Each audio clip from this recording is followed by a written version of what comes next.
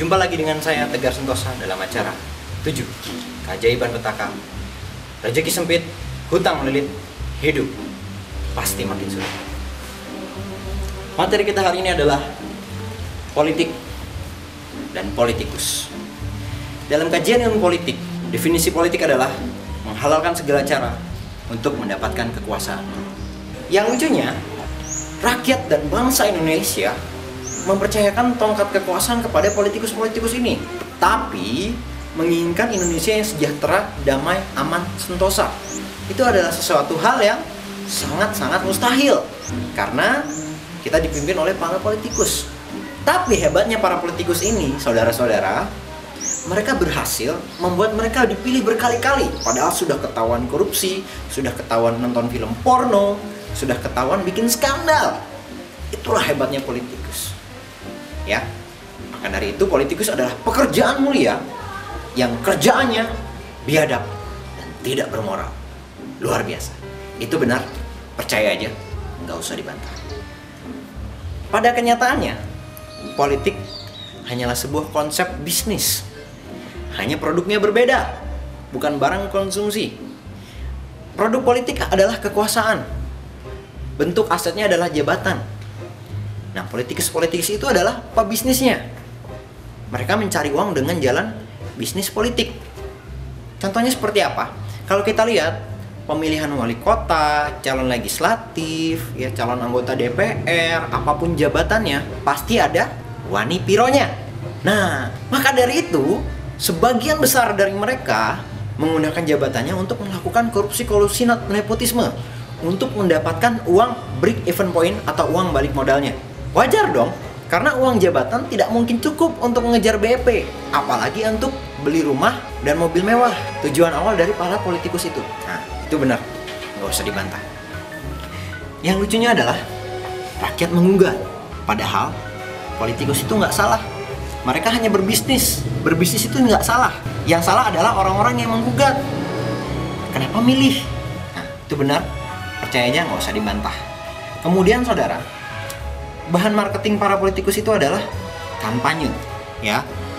Mereka mengkampanyekan diri mereka di mana-mana, majang foto di mana-mana, ya. Kemudian membuat janji-janji palsu. Menurut saya itu hal yang sangat luar biasa karena benar-benar kreatif. Harusnya mereka diberi penghargaan, ya. Satu-satunya pihak yang membuat janji palsu, tapi jarang sekali ditarik ke meja hijau. Itu benar, percaya aja, nggak usah dibantah. Yang lucunya adalah mereka menggunakan gelar sebagai alat marketing. Sebagaimana halnya orang-orang kaum kiri, ya mereka juga mencintai gelar. Karena buat mereka gelar adalah alat untuk membantu pemasaran, ya.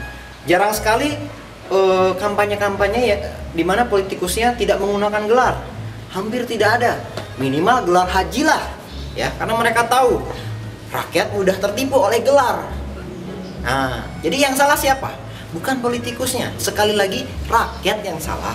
Kenapa milih? Kalau mereka hanya berbisnis, hanya mencari uang, dan itu alamiah. Di mana ada uang panas, di situ ada politikus. Di mana ada kotoran, pasti ada lalat. Itu benar, percaya aja, nggak usah dibantah. Sementara itu, rakyat Indonesia terus memimpikan Indonesia bebas korupsi, kolusi, dan nepotisme. Menurut saya, itu adalah sesuatu yang sangat mustahil, tapi terus digembar-gemborkan. Kenapa mustahil? Karena negara ini, sebagian besar rakyat Indonesia itu sangat mencintai birokrasi. Sebagian besar rakyat Indonesia memimpikan untuk menjadi seorang birokrat. Salah satunya politik dan PN. Tahu sendiri. Kita definisikan dulu apa itu birokrasi. Birokrasi adalah suatu sistem yang mempersulit apapun. Nah, karena birokrasi bersifat mempersulit apapun, sementara itu rantai birokrasi sangat banyak, ya. Maka dari itu, orang yang menjadi korban birokrasi akan mencari cara keluar dari keadaan yang mempersulit mereka. Untuk itulah mereka memikirkan segala cara, sekalipun itu harus nyogok. Nah, orang-orang yang berada di rantai birokrasi menjadikan itu bisnis. Jadi wajar dong kalau korupsi dan nepotisme itu menjadi budaya kita. Gak usah heran. Yang salah siapa? Sekali lagi, bukan birokrat ataupun politikus. Mereka hanya orang-orang yang mengambil peluang. Dan itu natural, alamiah. Ya, nggak ada yang perlu dipermasalahkan. Yang salah adalah orang-orang yang terjebak terus di lingkaran setan yang sama. Siapa itu? Anda sekalian semuanya. Itu benar, percaya aja, dan nggak usah dibantah. Lalu, bagaimana caranya melepaskan diri dari korupsi dan kolusi serta nepotisme? Solusi dari saya adalah memimpin negara harusnya adalah sebuah pengabdian kepada negara. Tapi kok digaji? Nah, selama di situ masih menjanjikan uang, akan terus ada politikus-politikus rakus yang mengejar peluang itu. Seperti kata saya tadi, di mana ada uang panas, di situ ada politikus. Di mana ada kotoran, di situ ada lalat.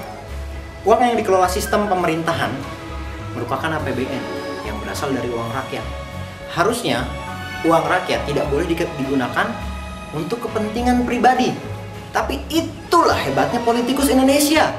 Mampu meyakinkan rakyat untuk menggunakan uang rakyat untuk membeli mobil mewah, rumah mewah, kemudian istri simpanan model, ya, kemudian meyakinkan Anda untuk memilih mereka atau mencoblos mereka berkali-kali. Jadi siapa yang salah? Anda. Itu benar. Percaya aja dan gak usah dibantah. Ada sebuah contoh nyata dari suri tauladan politikus sejati. Ada sebuah kota yang inisialnya depannya B, tengahnya K, belakangnya C. Nah, wali kota di kota tersebut itu terkena kasus korupsi, di mana di Pengadilan Tipikor Bandung dia dibebaskan, tapi di Pengadilan Mahkamah Agung dia bersalah.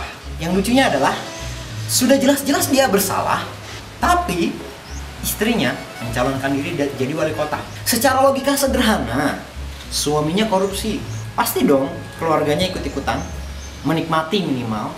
Apalagi kalau sampai mencalonkan. Berarti kalau sampai kepilih, yang goblok siapa?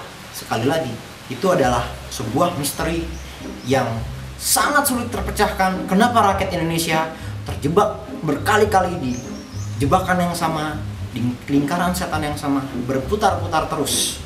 Itulah hebatnya politikus. Maka dari itu saudara sekalian, kesimpulannya adalah kalau Anda ingin kaya luar biasa dan masuk neraka, jadilah politikus. Sampai bertemu lagi dengan saya, Tegar Sentosa, di acara 7 Keajaiban Petaka. Rezeki sempit, hutang melilit, hidup pasti makin sulit. Assalamualaikum warahmatullahi wabarakatuh. Salam kiri.